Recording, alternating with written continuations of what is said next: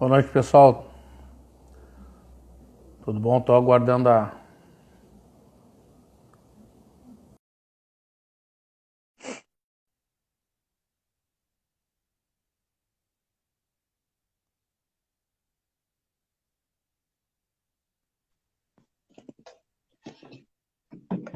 Boa Fala, noite. Carlinha. Me escuta? Certo, te escuto. Escuta? Tá, então tá.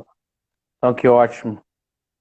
Carlos, um prazer falar contigo, Carlos. Um prazer conseguir trocar essa ideia contigo. Ainda mais vendo, né, que tu tá crescendo muito em todos os aspectos. Isso me deixa muito feliz, porque de alguma forma acho que eu pude contribuir contigo em alguma situação. Normalmente eu peço para as pessoas se apresentarem e depois a gente vai para o assunto.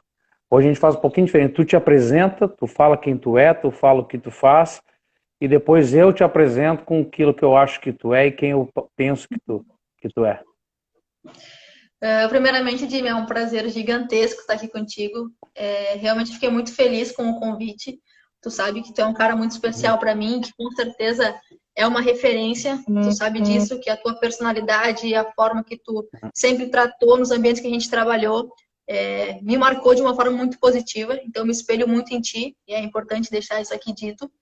Eu sou Carla Chaves Loureiro, então sou graduada em Educação Física, Licenciatura e Bacharelado, com especialização em Orientação Educacional e Fisiologia do Exercício. Hoje, então, sou preparadora física da equipe feminina do Grêmio e coordenadora de curso de extensão da Faculdade Sojipa. Tá. Resumidamente, essa sou eu. Como que eu iria te apresentar se eu fosse apresentar para alguém para num trabalho como esse nosso, né? Com o teu nome, né? Carlinha, acho que é a maneira mais agradável de chamar-se mais íntimo, Carlinha. Preparadora física do Grêmio, coordenador de curso de extensão da Faculdade Sojipa, perfeccionista, uma mulher que tem uma liderança nata e uma pessoa muito correta e muito sincera. Acho que esse é o teu principal cartaz, a tua sinceridade, a tua busca pela perfeição sempre. Isso eu vi quando tu foi minha atleta e vi quando tu foi colega e vi tuas atitudes dentro da faculdade. Então acho que isso que vai fazer tu crescer cada vez mais. Cara, me diz uma coisa, me conta como é que tu começou no futebol como atleta, como é que tu foi para os estudos e quando é que tu resolveu largar realmente como jogadora para ir para a parte da comissão técnica. Primeiro, obrigada pelos elogios novamente. Fiquei até um pouco emocionada, assim, escutando, é muito especial. O futebol sempre esteve presente na minha vida. Eu iniciei jogar futebol assim como pensando no alto rendimento aos 13 anos de idade, quando eu recebi uma bolsa de estudos em uma escola de ensino particular da Rede Marista, lá em Erechim, para disputar os jogos escolares. E aí as portas começaram a se abrir, né? Tive algumas oportunidades, joguei em alguns estados, e aos 17 anos de idade, quando eu estava atuando aqui no Pelotas, no Rio Grande do Sul, com o professor Marcos Planella, acabou que eu desisti por uma série de fatores e entrei para o curso de Educação Física, em 2011 isso. Então, nesse período ali de 2011 até 2015, eu praticamente não joguei futebol, nem como brincadeira, porque foi uma coisa que me marcou muito, essa questão da desistência. Mas sempre fui para o caminho da educação física, porque eu sempre acreditei que o esporte é uma ferramenta inclusiva, né? Uma ferramenta social que, se bem utilizada, pode gerar grandes frutos e grandes oportunidades. E por isso optei também pela educação física licenciatura inicialmente, né? Porque tinha aquele anseio de trabalhar nas escolas com projetos educacionais. Aí, em 2016 para 2017, eu comecei a criar essa vontade de trabalhar com o alto rendimento, porque o futebol feminino começava a surgir novamente no Brasil e equipes aqui no Rio Grande do Sul. Em 2017, eu acabei recebendo o convite para estudar através de uma bolsa de estudos na Faculdade Sojipa e ser atleta de futsal. Então, 2017 foi meu reinício, né, no esporte, e foi muito importante para mim porque foi o momento que eu consegui, vamos dizer assim, encerrar a minha vida esportiva como atleta da forma que eu gostaria de ter feito no passado, de uma forma muito honrosa, com grandes conquistas, ao lado de grandes pessoas, e principalmente ali de ti, do Dudu, que foram pessoas muito importantes nessa caminhada, e concluí o curso de bacharel. Concluindo o curso de Educação Física bacharelado, as oportunidades em grandes clubes começaram a surgir. até então que a oportunidade dentro da equipe do Grêmio, profissional de futebol feminino, acabou acontecendo e estou nesse grande desafio até hoje.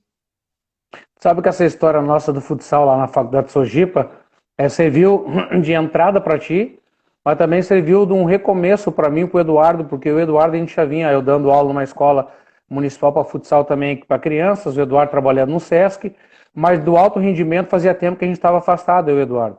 E quando pintou essa possibilidade de a gente montar um projeto, a gente teve também competência para fazer um projeto bom, mas a gente tem muita sorte de quem a gente conseguiu botar na nossa volta. Porque naqueles 2 anos e meio ali a gente conseguiu, além de botar o nome da Faculdade de Sojipa a nível nacional, a gente conseguiu também entrar no mercado feminino de vez do alto rendimento. Né? Daí surgiu depois o convite para mim, para o Eduardo, para a Federação Gaúcha, né, no qual a gente tem um projeto muito forte hoje lá dentro. Pena essa pandemia está atrapalhando, mas é uma situação que a gente igual está tentando contornar. Mas o futsal da Faculdade de Sojipa abriu portas para ti e abriu portas para nós também. Eu acho que por isso a gente pegar a conduta da grande maioria do pessoal que estava ali, tem gente que tinha mais interesse, outros menos interesse, todo mundo está mais ou menos já traçando um caminho ali fora da faculdade, mas um caminho profissional bem grande, né? E tu é uma guria que tu sempre teve uma liderança, tu era uma líder nossa, dentro de quadra, fora de quadra, né? Vou tomar a liberdade de falar aqui na live o dia que eu te puxei a orelha no passado, porque eu vi que não podia uma líder minha ter um comportamento. Hoje estou numa comissão técnica profissional, vendo como funciona. Eu acho que algumas vezes tu deve lembrar lá de trás daquele dia que eu chamei a atenção. Olha, Carla, isso não pode acontecer, ainda mais vindo de uma pessoa com a tua conduta, porque tu é observada. E hoje tu, garanto, tenho quase certeza que tu dentro do Grêmio tem atletas tuas que são muito observadas e quando elas erram, por querer ou sem querer, a repercussão é maior. E isso que aquela vez lá eu quis passar para ti, tu entendeu, e ali a gente seguiu de uma maneira muito boa. Carla, me diz uma coisa, a tua entrada no Grêmio, a tua saída do Internacional, que eu sei que foi por pouco tempo, a tua ida para o Grêmio, né? Te faz hoje pensar, fiz certo, não fiz certo, devia ter ido antes, não devia ter ido, devia ter ficado, porque hoje eu vejo a estrutura do Internacional muito forte, né? O Grêmio se reestruturando, né? Com a chegada do Álvaro, para mim, deu um plus muito grande no feminino do Grêmio, né? Mas ainda se vê o Inter um pouco mais montado por questão de tempo, por questão de filosofia. E não sei se volta o futebol feminino esse ano, está muito complicado, né? Torço para voltar. Mas eu vejo o Inter com condições de estar lá em cima entre os primeiros e vejo o Grêmio esse ano ainda com condições de lutar pelo meio de tabela. Mas vejo o ano que vem uma força muito grande em função da organização que está sendo feita. O que tu acha que tu acertou e o que tu acha que tu errou saindo do Inter e indo para o Grêmio? Na verdade, assim, é uma característica da minha história, né? De sempre agir com muita intuição, muita verdade e muita intensidade. Então, essa minha troca também tem muito em relação a isso. É importante ressaltar que no Inter eu estava na categoria de base e a gente sabe que todo profissional que trabalha na categoria de base, nossa grande maioria, anseia uma oportunidade no futebol profissional, né? E apesar de ter acontecido tudo muito rápido, eu me preparei para esse momento desde 2016, 2017, quando enfiei na minha cabeça que eu queria trabalhar como preparadora física no futebol feminino e as coisas foram acontecendo. Eu tenho muita gratidão por terem me aberto as portas, por essa experiência que eu tive nas categorias de base. Conheci grandes profissionais, são referências, foram muito, muito especiais na minha construção como profissional e como pessoa. Mas eu só vejo que eu acertei indo para o Grêmio, no sentido profissional e pessoal, porque eu vejo o Grêmio como um clube que está se consolidando e não apenas como grupo, não apenas como comissão técnica, mas como um clube de futebol feminino. Todos os esforços que o clube vem fazendo para que a gente consiga ter a melhor condição de trabalho. Antes já se fazia muito todo o esforço, agora com a vinda do Álvaro, com certeza qualifica, porque é mais uma pessoa pensando e lutando pelo futebol feminino dentro do Grêmio. Então a gente teve importantes conquistas nessa trajetória, desde o reinício do Grêmio, desde que eu cheguei. E eu só vejo como uma decisão acertada. Talvez a forma com que ela aconteceu, por ser meio de temporada, enfim, algumas pessoas ainda questionem. Mas é importante compreender o cenário, é importante compreender a diferença entre as duas situações. E eu vi nessa oportunidade que o Grêmio me deu uma oportunidade de crescer muito na minha vida, e é o que tem acontecido, principalmente partindo da diretoria ali com o Yura, o Osmar e o Álvaro, que são 3 paizões que eu tenho, que me abraçaram e me ajudam muito, muito, muito mesmo, essa questão de me preparar e de me auxiliar a crescer cada vez mais. Na comissão técnica também eu tenho muito espaço para trabalhar, acabo sendo muito participativa, tenho muita confiança da parte da comissão técnica, e o grupo de atletas sempre me abraçou. E a gente teve conquistas importantes, obviamente que no futebol a gente sempre tem o objetivo sempre é o título.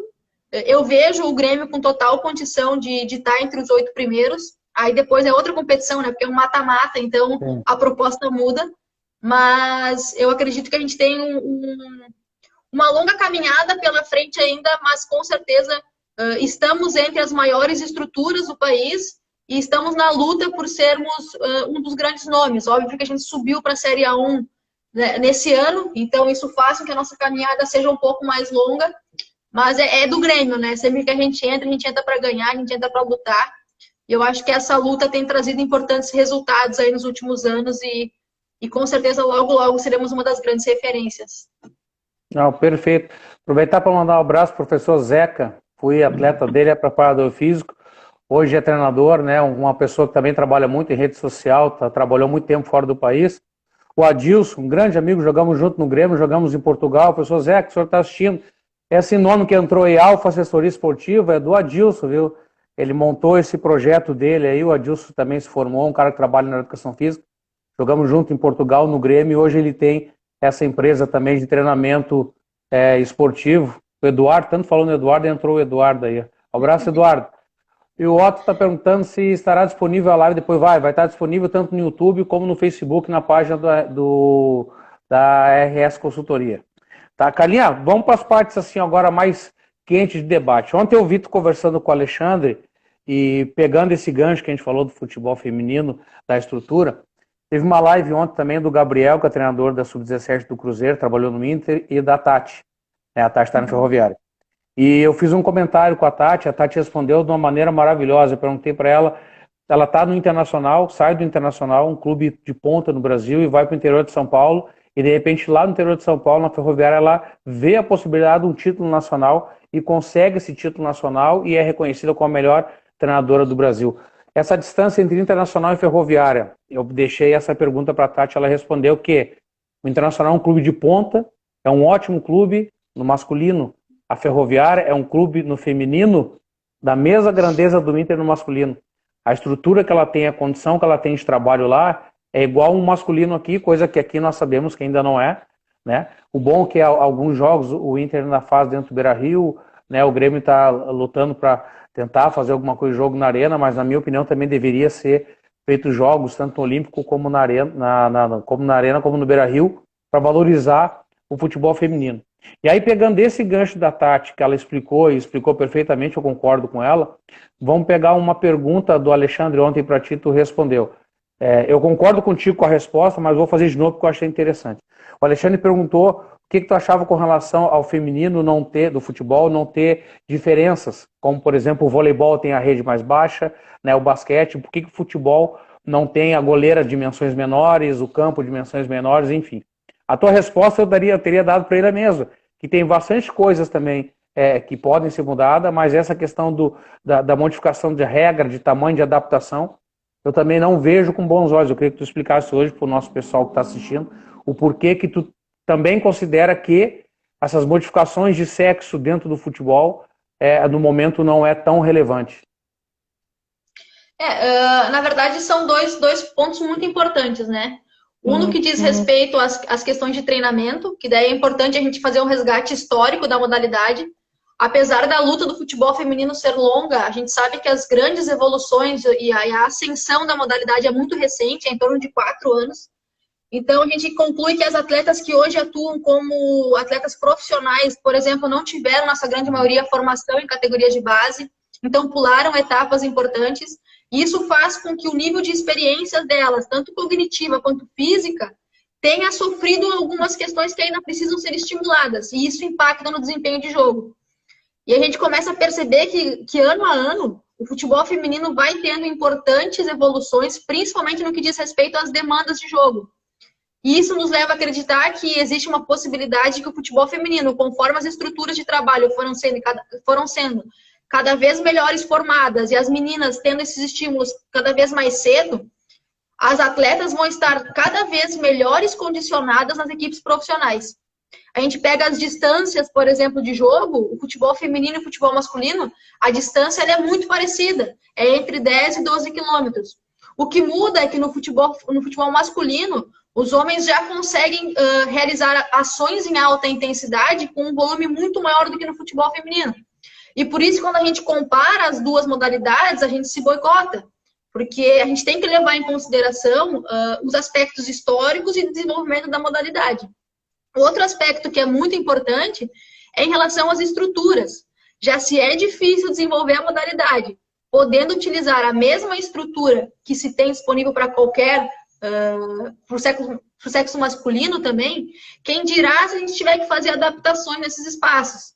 A gente vai pensar que o campo vai ter que ter uma dimensão menor, que as traves terão dimensões menores.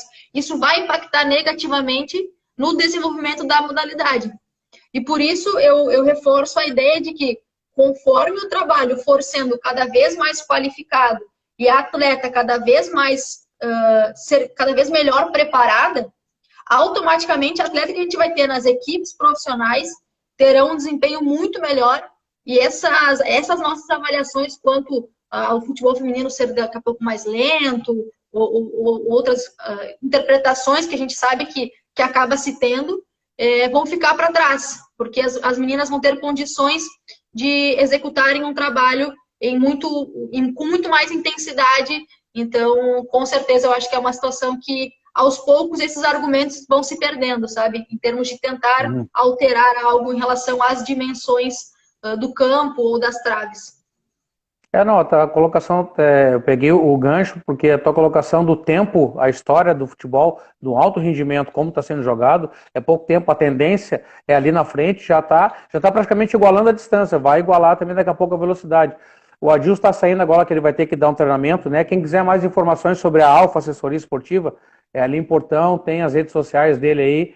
O cara é um cara super competente também, um cara que veio do ramo esportivo profissional, jogou muito tempo fora do país. Quem quiser mais explicações, pegar na página dele aí. Carlinha, tu tá tendo agora trabalho muito forte dentro do Grêmio, que é um clube de ponta, no campo. E querendo ou não, por 2 anos tu foi atleta nosso na Faculdade de Sojipa. A gente éramos, entre aspas, amadores, mas treinávamos uma vez por semana, jogávamos, viajávamos. E via a diferença quando nós jogávamos, por exemplo, contra equipes de São Paulo. Né? Nós pegamos 2 Copa Unicinos, nós perdemos para São Paulo. Né? As 2, semifinal, as 2 para São Paulo. E nas 2 a gente saiu da quadra abafado que eu digo cansado. Tu acha que essa tendência do futebol de campo, da evolução, vai ser a mesma do futsal no feminino? Te pergunto porque o futsal feminino, a base, não é alto rendimento e nem vai ser, e nem se procura atleta. É mais descontração, mais recreação. Futebol de campo, categoria de base, pega sub-15, sub-17, sub-18 de Grêmio Inter, já é almejando alguma situação. Tu acha que o futsal, pelo fato de a categoria de base ainda não ser formador, está mais distante ainda, pode demorar mais para ter um reconhecimento maior, ou o fato de nós termos a melhor atleta do mundo, a qual jogou contra nós, pode ajudar a alavancar isso daí e trazer também o futsal para cima? Olha, eu acho que muito parte desses trabalhos que, por exemplo, agora tu e o Dudu estão à frente da federação, eu vejo que qualquer modalidade esportiva, ela se desenvolve primeiro de forma regional, para depois a gente ter um resultado mais a nível um pouco mais macro e depois nacional, né? Então, eu acho que o trabalho que vocês estão realizando aqui no Rio Grande do Sul, com certeza é um trabalho que vai ser pioneiro para desenvolver a modalidade. A questão do futsal, que eu vejo com bons olhos, é que tu precisa de menos atletas. Na minha opinião, isso já facilita o trabalho das equipes amadoras. Os espaços são mais fáceis de ser encontrados. Você encontra muito mais quadras de futsal do que campos, por exemplo, para disputar, até mesmo no interior. O acesso é mais fácil. Então, eu acho que existem formas de fazer a modalidade se desenvolver, mas o pontapé inicial tem que partir das federações, estimulando as equipes do interior a montarem as suas equipes femininas. Assim como é no futebol de campo, eu acho que acaba sendo inevitável no futsal também, e no futebol 7, que a nossa pirâmide ela é invertida, né? O Sim. futebol, o futsal e o futebol 7 feminino começa do profissional e vai para a base, ao invés de ser da base para o Uhum. profissional. Mas eu Exato. acho que vai ser um processo muito semelhante. O Brasil tem. Tu pega ali a lista das 10 melhores do mundo que concorreram nessa última edição. Eu acho que 7 são brasileiras, dessas 7, acho que 4 ou 5 são gaúchas. É uma Sim. situação que a gente tem isso muito enraizado na nossa cultura. O sul do país é muito forte no futsal. Então eu vejo com muito bons olhos, mas realmente a gente precisa de pessoas como tu e o Dudu à frente de projetos que permitam que as modalidades se desenvolvam. A nossa ideia dentro da federação, quando o presidente Ivan nos convidou no início do ano, a gente pediu carta branca para poder exatamente fazer isso. A gente quer abrir para outras equipes, a gente sabe que no início vai ser complicado. Hoje o Rio Grande do Sul tem duas excelentes equipes, que são a Malja e a Celemaster, mas a gente precisa formar mais equipes para também poder chegar nesse nível, né? A nossa ideia é trabalhar com 12 a 16 equipes na Série Ouro. Se a pandemia deixar, a gente vai fazer as etapas regionais, começando já agora, final do mês e todo mês de agosto, onde as campeãs vão se classificar para a Série Ouro, onde já tem outras 6 equipes aguardando. Isso se a pandemia deixar. Se a pandemia não deixar, a gente vai ver mais à frente, setembro, outubro, como é que a gente vai trabalhar. Agora, voltando só para o futebol de campo, agora vou pegar outro gancho do Alexandre ontem, né? Que tu falou e eu fiz um comentário. As modificações, tu entrou que uma das coisas que podia ajudar seria as modificações. Aí eu te fiz a pergunta se não ia ficar desigual. Tu falou que não, porque teria mais oportunidade de descanso, de revezar. Eu não sei se tu está acompanhando alguma coisa já do futebol carioca que voltou ao profissional masculino. Aí teve um jogo esses tempos, Macaé e Flamengo. Tem direito a 5 modificações. O Flamengo modificou 5 deles. O Macaé modificou 5 deles. Quem é que tu acha que levou vantagem? Flamengo. Porque o Flamengo tem um elenco maior, além de ser um clube rico. Aí eu penso dessa forma. 5 modificações é bom, vai ajudar a variar o sistema tático, vai ajudar a oxigenar o jogo, vai ajudar a aumentar a velocidade do jogo, vai. Mas para quem? Num campeonato estadual, onde as equipes têm, a equipe A tem aí 20 atletas, 25 atletas, e as equipes do interior têm 16, 17, quando tem, não vai deixar muito isso disparelho? Ah, mas vamos botar isso só no Campeonato Brasileiro, top. Vamos puxar para o feminino, vamos botar isso só no Campeonato Brasileiro Feminino. Aí também já é muito disparelho, porque tem equipes que têm um plantel grande e tem equipes que têm um plantel pequeno. No momento que tu começa a jogar, eu vejo o disparelho dessa forma. Que tu vai deixar a velocidade do jogo do mesmo ritmo todo o tempo, é perfeito. Mas eu acho que vai ficar desnivelado por questão de, numericamente, a qualidade das atletas. É difícil tu encontrar uma equipe com 20, 22 atletas no mesmo nível. É que aí talvez eu possa ser mal interpretada, mas eu acho que esse tipo de desigualdade é que faz a modalidade se desenvolver. Porque a partir do momento que tu pode utilizar mais atletas, automaticamente tu vai ter que investir mais para ter mais atletas em melhores condições. Eu acho que isso pode ser positivo. No Campeonato Gaúcho, aqui já, ainda até ano passado, eram 6 substituições no Campeonato Gaúcho. Só que tu só pode fazer isso em 3 paradas, né? Tu não pode parar o jogo 6 vezes para fazer substituições. Então já acontece. Até porque eu tenho algumas críticas a como é organizado o Campeonato Gaúcho. Né? São críticas pessoais, né? Eu acho que existiriam outras formas de conseguir favorecer as equipes do interior para depois chegarem melhores preparadas para enfrentarem a dupla Grenal. Até pela mudança de estrutura, enfim, equipes profissionais, equipes amadoras. Mas eu vejo com bons olhos a substituição, porque deixaria o jogo mais intenso, teria uma possibilidade de trabalhar com um maior número de atletas. Em relação a algumas equipes serem favorecidas e outras não, é justamente nessa tecla que eu bato. Vai desacomodar, entendeu? Tu não vai poder contar com 14 atletas, tu vai ter que contar com mais atletas. E tu vai precisar preparar mais atletas, tu vai precisar ter um elenco composto com uma qualidade ou com um nível de exigência maior. E isso pode ser positivo para a modalidade, pensando até mesmo em entretenimento, né? Porque o torcedor quer ver um jogo bom, quer ver um jogo intenso, quer ver um jogo com bastante ações. E eu acredito que o número de substituição pode ser algo que iria favorecer o desenvolvimento da modalidade, até mesmo levando em consideração tudo aquilo que a gente já falou no início, do aspecto histórico, enfim, da recente profissionalização. A gente tem atletas no futebol feminino que são profissionais há 2 anos. E essas atletas têm 25, 26, 30 anos. Então, obviamente que à medida que elas se profissionalizaram, a carga de trabalho aumentou muito, a exigência aumentou muito. E aí não são só as experiências físicas, também são as experiências emocionais, de enfrentar a pressão, de botar uma camisa de um grande clube, de jogar clássico, de ser cobrada diariamente. Então, são todos processos que são muito recentes para esses atletas. E eu acho que isso permitiria um crescimento muito grande da modalidade. Não, eu entendi a tua colocação, olhando por esse lado, sim. A única coisa que vai, não é só questão de tirar do comodismo. A comissão técnica, quanto mais jogadores com condições de trabalhar, melhor. O problema é a estrutura toda do clube.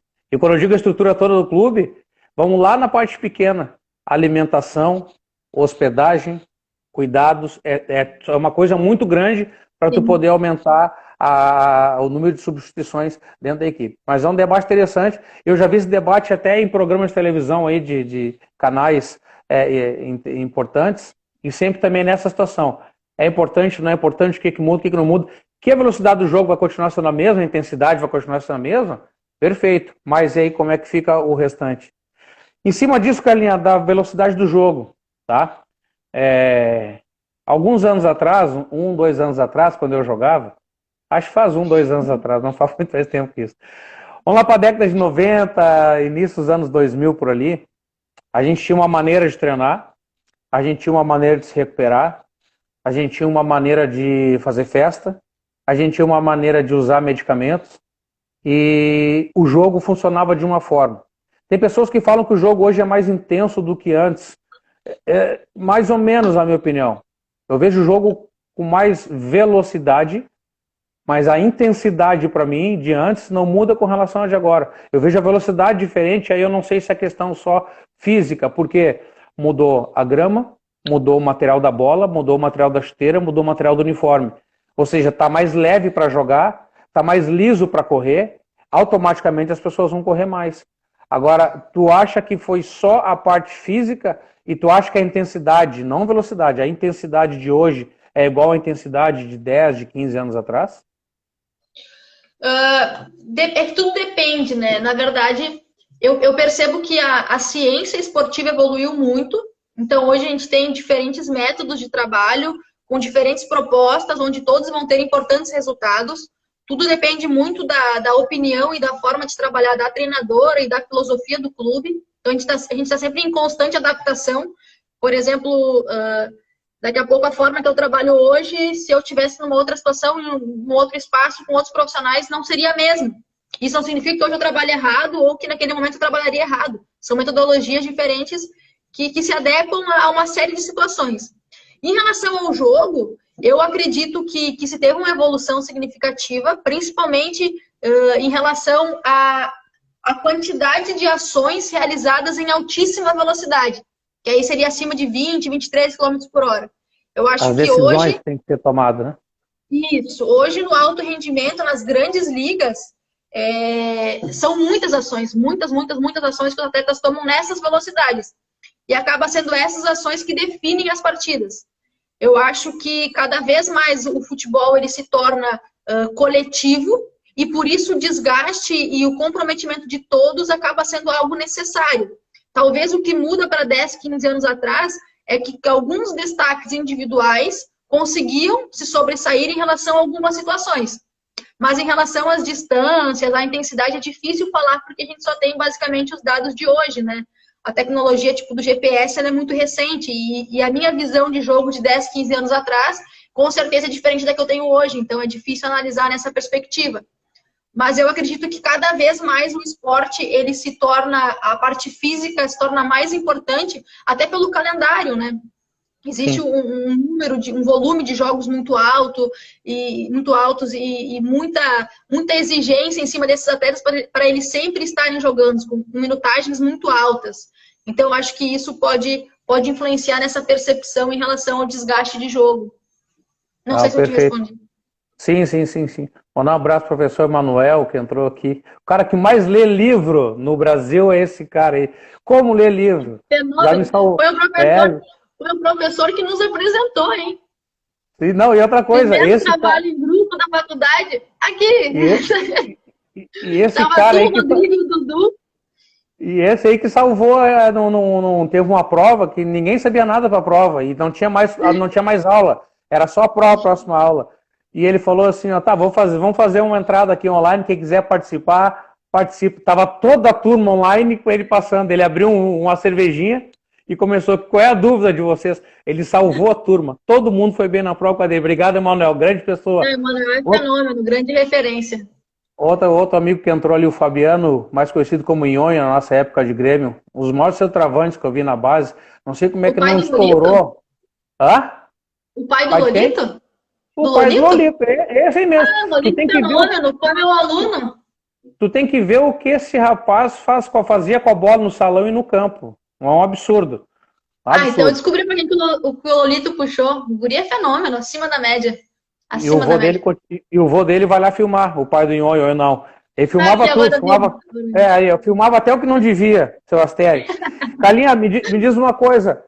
Quem é que escala o time? 100% o treinador ou divide com o preparador físico?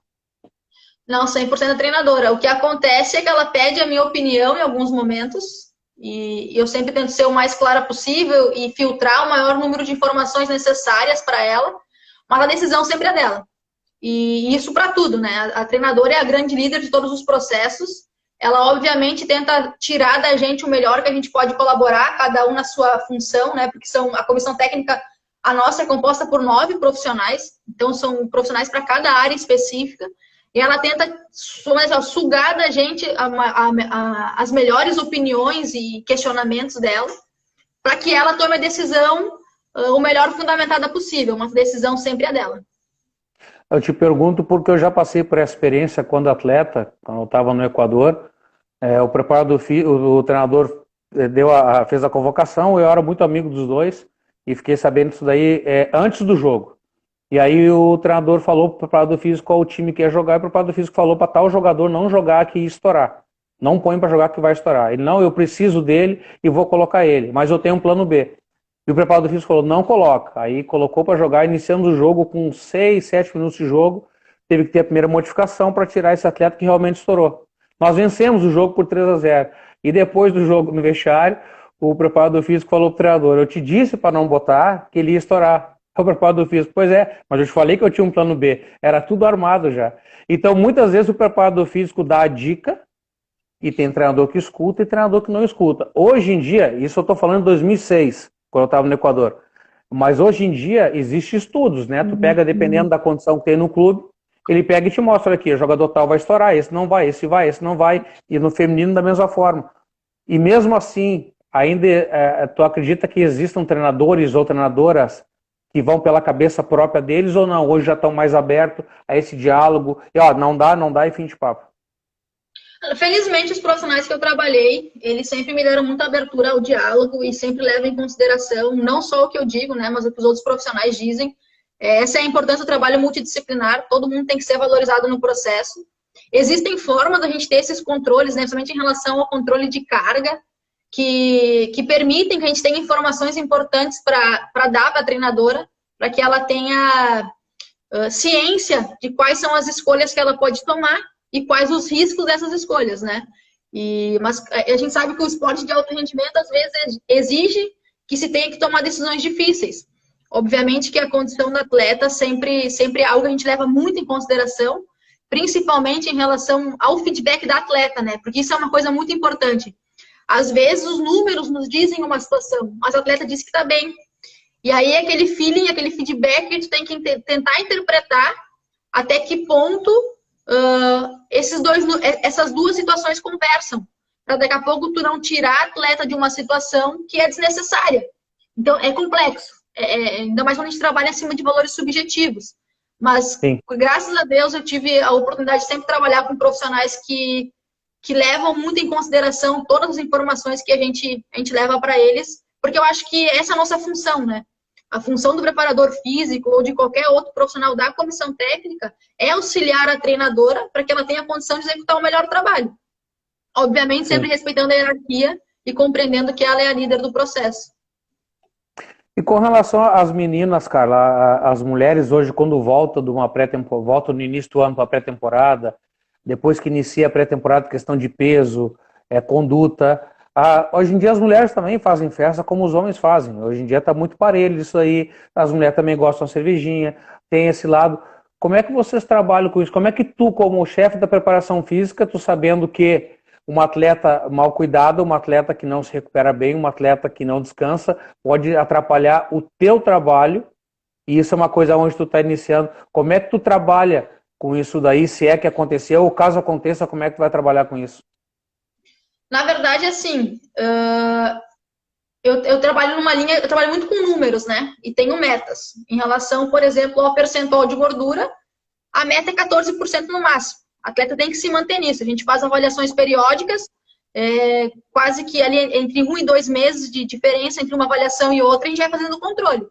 Eu sofri com isso. A forma que eu trabalho hoje é uma forma que eu prefiro recomendar. Eu recomendo às atletas, elas são todas adultas, são todas maiores de idade, então elas têm a vida pessoal delas, e eu acho que é importante, eu dou essa liberdade até que interfira no trabalho. Começou a interferir no desempenho, eu comecei a achar, tá, eu preciso mais. O que tu tá fazendo? Ah, mas eu tô fazendo tudo que eu posso. Tá, mas tu tá fazendo tudo que tu pode e a gente não tá conseguindo chegar no resultado que a gente quer, vamos sentar aqui e vamos conversar. Porque parte dessa profissionalização do futebol feminino também existe uma questão cultural. Até pouco tempo atrás, muitas estavam no futebol amador. Então, tu precisa instigar elas a terem um comportamento que é condizente à profissão da atleta. E que elas têm que reconhecer os riscos e que daqui a pouco eu passo 2, 3 horas com elas por dia e elas passam 20, 21 horas longe de mim, longe dos meus olhos. Essas 21 horas longe têm um impacto direto em relação ao trabalho que foi proposto naquelas poucas horas de treinamento. Então, isso tudo parte de uma questão de, eu diria até de educação, sabe? De tu quebrar esse processo cultural e tu conseguir estimular as atletas a terem comportamentos e entenderem o quanto as ações que elas fazem fora impactam no rendimento delas. É um trabalho difícil, mas eu acredito assim, na minha opinião, tudo em equilíbrio pode. Eu não sou daquelas que, não pode, não sei o que, porque é aquilo que a gente falou. São adultas, têm esse desejo, desde que seja com equilíbrio e com responsabilidade, e desde que isso não interfira no nosso trabalho, eu não vejo problema nenhum. A questão que tu falou agora é uma coisa importante, educação, né? Bom, tu via o que eu batia na tecla nós da nossa Sojipa, né? Das meninas ganhavam bolsa, treinavam a presença só uma vez por semana. A minha questão não era melhorar o condicionamento físico, não se desgastando. Era ter uma conduta profissional, porque no futsal nós temos uma dificuldade muito grande de fazer uma atleta, de virar profissional. Por que o futsal já é um esporte amador, mas por que existe muitas equipes abaixo do amador ainda? Porque o comportamento das atletas, das jogadoras, não são de acordo com o comportamento profissional. Isso é uma diferença muito grande. O professor Jones ali, por sinal meu irmão, ele também é personal, trabalha no Grêmio Nórdico Gaúcho, ele falou ali antes que hoje em dia a opinião do fisiologista é muito importante. Na minha época não tinha o fisiologista, né? Era o preparador físico, conversava com o treinador. Hoje já tem, né, isso daí. Ele está fazendo uma pergunta aqui, Carla, ó, se 14% não é muito baixo para as mulheres como atleta. Ao cuidar da resposta, que ele é chato, hein? Ele é entendedor e é chato. Respondendo as duas perguntas, né? A primeira é que no futebol feminino, na grande maioria dos clubes, a preparadora física acaba fazendo também o papel da fisiologista, né? Então, hoje, dentro do Grêmio, eu desempenho essas duas funções.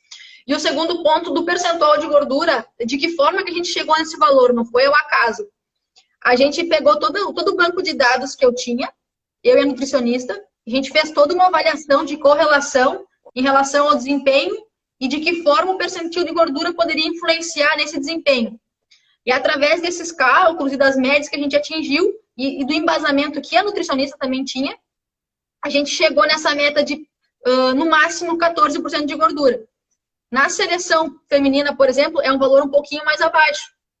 Então, o percentual de gordura, ele é um dado que influencia diretamente, negativa ou positivamente, em todas as variáveis que são determinantes no esporte. Seja na capacidade aeróbica, anaeróbica, a questão de massa em relação à força reativa. Então, são muitas situações que influenciam. E por isso a gente bate em cima desse valor através de um consenso dentro da comissão técnica, e acredita-se que através dessa estimativa que a gente tem, não é um valor fechado, é uma percepção nossa dentro do clube, a gente consegue estar otimizando os ganhos das atletas e permitindo que elas tenham condições de realizar toda aquela demanda física que a gente vai exigir delas durante a temporada. Eu sofri demais com o percentual de gordura. Cada vez que voltava de férias era um inferno, meu Deus do céu. Isso que na minha época, ali na nossa, aquela época ali, era assim, era estourando 12 e pouco por cento. O meu era um absurdo, eu sempre tinha que correr mais que os outros. Só para trazer um dado, obviamente, aquilo que a gente fala é caracterização de grupo, né? Acima de 15, 16% de gordura, a gente percebeu que as atletas tinham uma queda significativa em relação ao VO2 máximo. Esse foi um dos valores que norteou a gente ter chegado nesse valor em relação a 14% de gordura. Ele está te dando os parabéns aqui, manter a mulherada com percentuais abaixo e manter o rendimento é excepcional. Eu estive acompanhando no início do ano, né, tanto vocês como o Inter. O Inter eu acompanhei mais de perto, porque eu tive uma semana lá com o Maurício, né, nos treinamentos, mas nos jogos eu fui praticamente todos do Grêmio e todos do Inter, né. Em termos disso de condicionamento físico, eu via uma situação muito parecida das duas, né? Eu notava um pouco de diferença na formatação tática, né? No dinamismo de jogo, da maneira com que as atletas entendiam o jogo. E teve um jogo de vocês, eu não vou me recordar qual era a equipe adversária, lá em Novo Hamburgo, eu vi uma intensidade muito grande do Grêmio, e tem uma atleta de vocês, uma centroavante, que ela estava no banco, entrou depois, Carol, pode ser o nome dela? Carol Lins. Tá, ela tem muita força, muita força. A gente nota de longe que ela é uma mulher muito grande, ela tem muita força.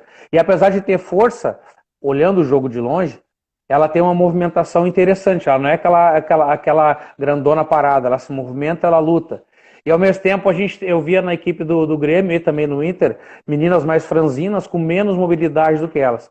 Isso às vezes mostra, como tu falou, que é a característica do atleta e às vezes do grupo. Tu tem pessoas grandes que têm mobilidade maior e menores que têm mobilidade diferente. Esse equilíbrio da maneira com que joga, agora indo para a parte tática, saindo da parte física, a treinadora monta a equipe com as peças que ela tem, ou a treinadora primeiro imagina a tática dela e depois vai começar a encaixar ali ou aqui? Quem vem primeiro, as atletas ou o esquema? Eu acredito que o esquema, né? Acho que a Paty poderia, em um segundo momento, responder isso muito melhor, mas pela forma que a gente trabalha, até em relação às contratações, né?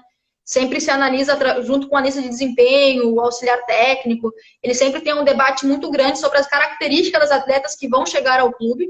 Então, para jogarem um esquema e no sistema que a treinadora vai implementar durante a temporada, e principalmente em relação à função, né? A gente tem que identificar que no futebol as funções executam ações diferentes durante a partida. E por isso acaba que em algumas posições a gente tem características antropométricas e de perfil de condicionamento físico diferente, né? Então isso também tem que ser levado em consideração. E também vai ao encontro de uma outra situação, que a gente falou antes, lastro de treinamento. Isso impacta muito no futebol feminino. A gente consegue observar que atletas que têm uma experiência maior, principalmente em grandes ligas no exterior, quando retornam ao futebol brasileiro, têm um nível de condicionamento físico superior aos atletas que aqui estão. Muito provavelmente relacionado às experiências e aos anos de treinamento que elas tiveram lá fora. Porque é diferente. Algumas adaptações que a gente quer gerar na atleta, a gente não consegue gerar em uma temporada. É muito tempo de trabalho, principalmente levando em consideração conforme a minutagem dessa atleta.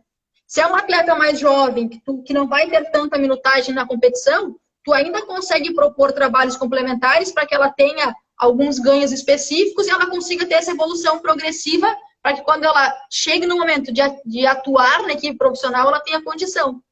Com atletas que a treinadora conta, né, a grande maioria das atletas que compõem o grupo profissional, é muito difícil ter esse trabalho num período competitivo, em função do calendário, né? Então, a treinadora precisa daquela atleta e eu preciso de tempo para gerar nela uma adaptação fisiológica que demanda tempo. Então, é uma situação que em muitos momentos acaba acontecendo.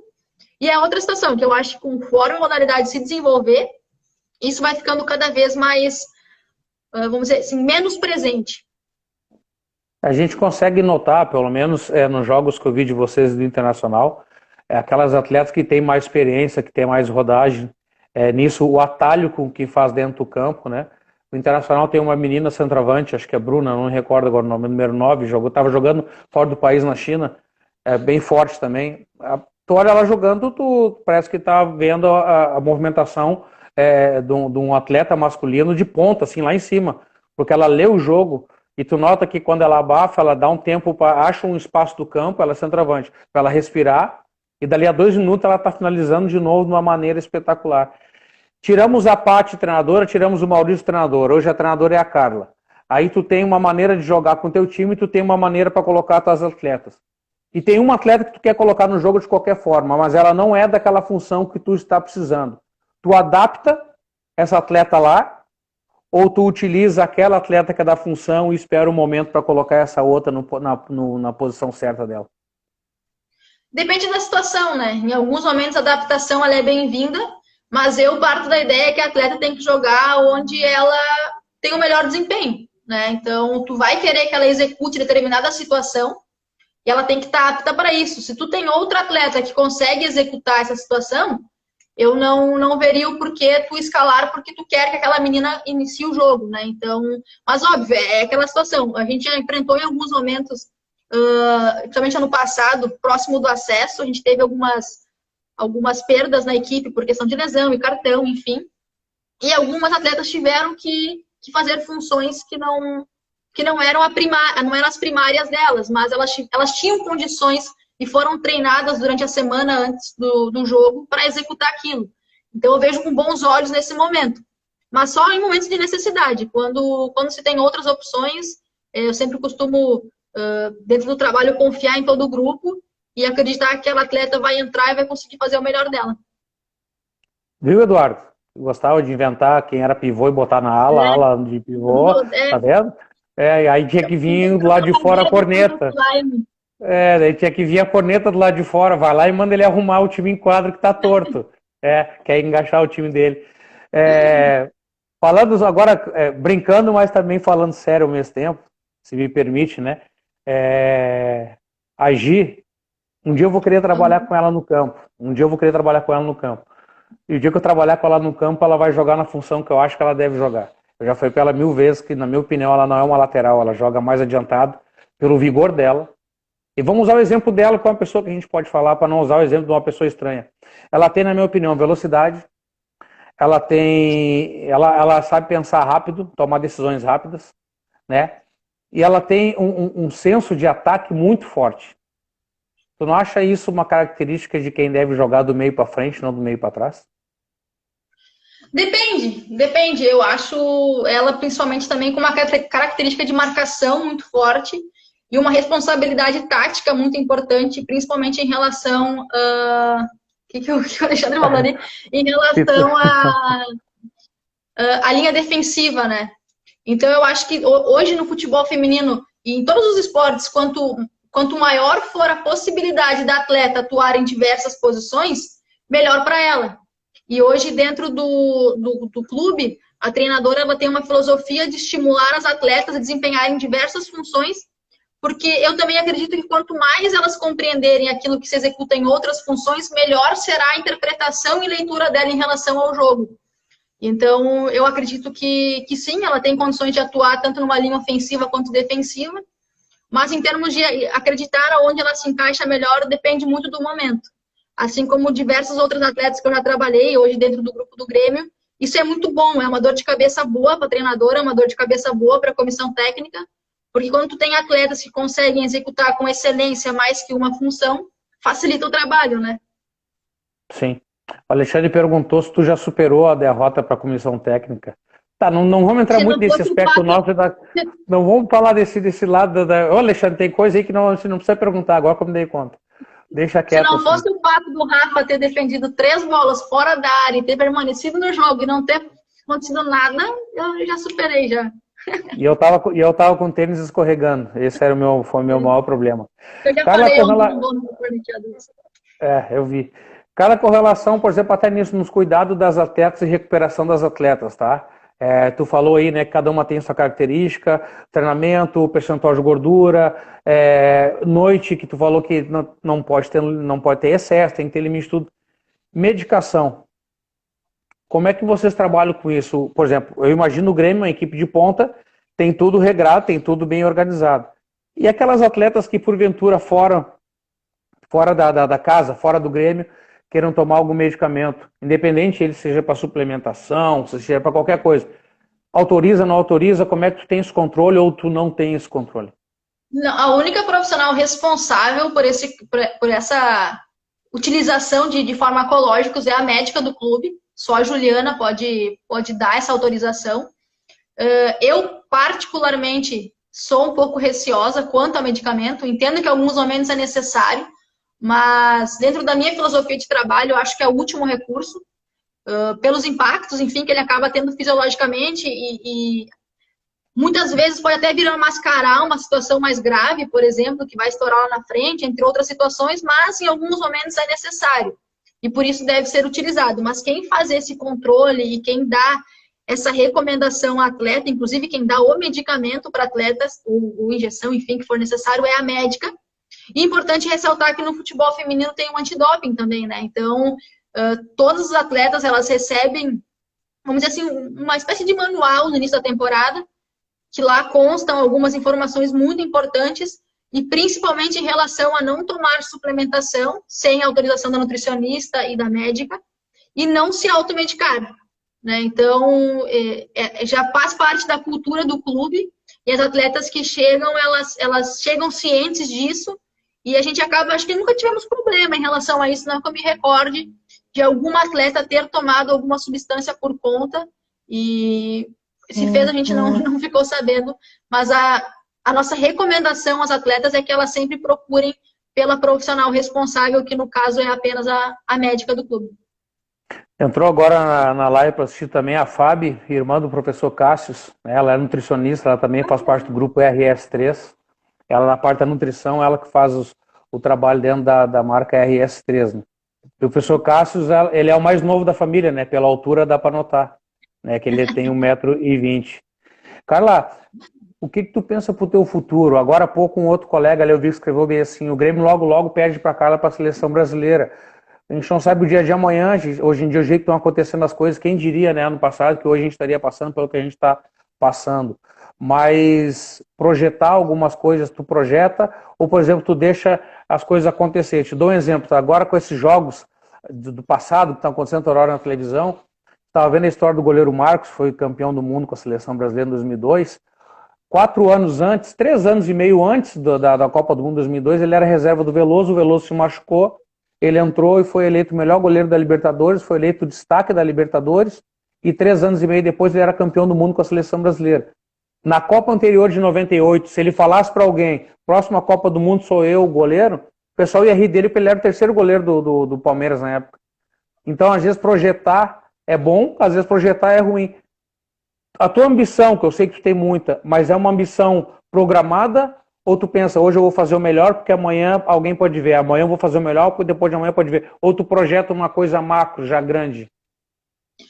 Eu sempre sou daquela opinião que sonhar pouco e sonhar muito gasta a mesma energia, né? Eu sonho alto, sonho em futuramente sair do país, em trabalhar na seleção brasileira, mas eu hoje estou com uma perspectiva de... Eu tenho um projeto de pelo menos aí, vamos dizer assim, ó, em torno de 3 anos dentro do Grêmio, em termos de conquistas, né? Então, para que a gente consiga levar o Grêmio a um torneio da Taça Libertadores, por exemplo. Isso demanda tempo, isso demanda resultados, e para mim, em relação à oportunidade que o clube me deu, seria uma realização profissional muito importante. O que me faz trabalhar diariamente e me esforçar diariamente não é pensando lá na frente, é pensando no agora. Eu entendo que existem muitos bons profissionais no mercado e muitos bons profissionais que ainda não estão no mercado por falta de oportunidade, e que se eu der um deslize, esse pessoal talvez tome a minha oportunidade.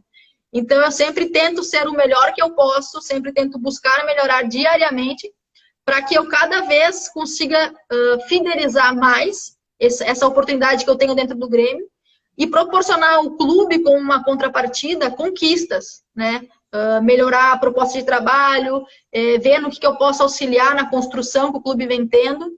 Mas com certeza sonho alto e acho que o Grêmio é um importante degrau de grandes conquistas que eu vou ter mais para frente, inclusive no meio acadêmico, né, que é uma situação que eu sonho muito em termos de conseguir entrar no mestrado, depois conseguir entrar num doutorado, mas eu gosto de valorizar o que eu estou vivendo hoje, porque é algo fantástico, principalmente num dos maiores clubes do país, um clube reconhecido mundialmente, e a busca é tentar transformar isso cada vez mais visível também no futebol feminino. E eu ficaria muito grata se eu conseguisse fazer parte desses capítulos, né? Assim como o acesso para a Série A1 é algo que me marca muito positivamente, porque foi um dos grandes objetivos da nossa temporada do ano passado. Então, eu sonho grande dentro do Grêmio. E, obviamente, como tudo na vida, quanto melhor o nosso trabalho, maiores serão as oportunidades que vão surgir. Então, eu entendo que lá para frente eu vou ter que tomar decisões importantes, mas não consigo me ver saindo do Grêmio sem constituir a história que eu gostaria de construir junto ao clube. Eu te fiz essa pergunta porque no início do ano, quando eu comecei a me encontrar com algumas pessoas, porque depois que eu terminei a faculdade também, a minha ideia é voltar ao futebol de campo, independente se masculino ou feminino. Entrei para a Federação Gaúcha de Futsal em função do trabalho que foi feito na Faculdade Sojipa, né, no qual também sou muito grato. Saí da faculdade como aluno mais antigo, né, eu fiquei tanto tempo na faculdade, já fazendo uns pouquinhos. Mas o meu mundo, o meu chão sempre foi o futebol de campo. E hoje eu já tenho a possibilidade de sair daqui do estado, de sair de casa para ir para algum lugar. Até ano passado eu não queria. Há 2 anos atrás eu recebi proposta para ir trabalhar em São Paulo e outro lá na Bahia. Resolvi que não, porque eu falei para minha esposa, eu vou trancar a faculdade de novo e vou ir de novo para trabalhar 5 meses de novo e para voltar de novo. Sabe? Então eu vou esperar terminar, vou me formar, vou ter os pés no chão. Né? Agora com a família maior, então a responsabilidade é maior ainda. Mas eu fiz essa pergunta porque com as pessoas que eu comecei a conversar no início do ano, falando do feminino e falando do masculino, algumas pessoas importantes falaram do teu nome quando eu disse que eu te conhecia, entendeu? Então por isso que eu te fiz essa pergunta, porque eu, como outro colega ali colocou, que qualquer hora dessa tu está saindo, não seria uma surpresa para mim um convite para ti numa situação, não digo maior que o Grêmio em termos de projeção, mas digo em termos de projeção de futebol feminino nacional. Sabe? Hoje vocês têm um projeto no Grêmio muito bom para buscar títulos daqui a alguns anos. Eu não sei se daqui a 1 ano tu não possa estar numa equipe já que busca título imediato, mas no centro do país. Mas isso, o futuro a Deus pertence. Carla, tá acabando, a gente tem mais 3 minutinhos para se despedir. Primeiro assim, ó, dizer para ti que fazia tempo já que eu queria conversar contigo assim, para todo mundo ver, né? Expor bem claro para todo mundo o quanto eu te admiro. Né, quando a gente estava junto, trabalhando junto, e agora vendo o que tu está fazendo dentro do Grêmio, vendo o que tu está fazendo dentro da Faculdade Sojipa, porque eu tenho um carinho muito grande pela instituição Faculdade Sojipa, né, torço muito por ti, quero muito que as coisas aconteçam, né, quando o Grêmio traz uma pessoa como o Álvaro para trabalhar dentro do clube, eu fiquei muito feliz, não só pelo Álvaro, mas por saber que vai ter uma pessoa que vai te ajudar a crescer dentro do clube, entendeu? E te cobrando, porque ele é um cara que tem uma exigência grande, porque ele é um cara que também trabalha no alto rendimento. Enfim, mais agradecer e dizer para ti muito obrigado mesmo pela essa conversa, que qualquer dia desse a gente vai ter outra. Tu tem 15 segundos para se despedir. Não, na verdade, o primeiro recado gostaria muito de te ver no futebol feminino. Te admiro pra caramba, acho que tu é um cara que onde tu vai, tu agrega. Tu tem uma personalidade que eu gosto, a forma que tu trabalha é a forma que eu quero que as pessoas me vejam. E agradecer pelo